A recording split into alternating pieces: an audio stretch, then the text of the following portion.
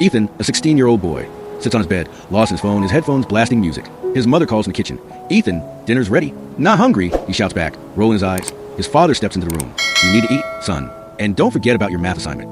Ugh, I said leave me alone. Ethan yells, pulling his blanket over his head. His parents sigh. They exchange a glance, their faces clouded with concern. They love him, but his attitude has been growing worse each day. Later that night, while his parents sleep, Ethan quietly sneaks out of the apartment. His best friend Ryan had invited him to a party across town. They don't control me, he mutters to himself as he zips up his hoodie and disappears into the busy streets. The city is alive. Cars honk, neon signs glow, and strangers move like shadows. Ethan walks quickly, excitement buzzing in his chest. Suddenly, he turns a corner into a dimly lit alley, thinking it's a shortcut. A tall, rough-looking man steps into his path. You lost, kid? The man sneers, his eyes scanning Ethan's expensive sneakers and phone. Ethan's heart pounds. No, I was just...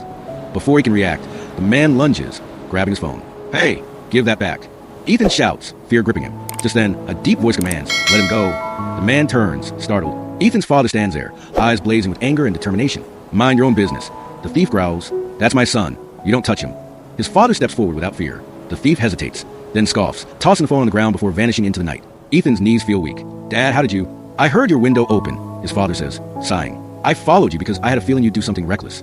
Ethan looks at his father in shock. He had been so rude, yet his father still protected him. Ethan wakes up feeling strange. The memory of last night lingers in his mind. He walks into the kitchen, where his mother is making breakfast. Good morning, Mom, he says softly. She looks up, surprised. Morning, honey. Ethan sits at the table, playing with his food. His father folds his newspaper, waiting. Then Ethan takes a deep breath. Dad, I'm sorry for everything. A smile creeps onto his father's face. I'm glad to hear that, son.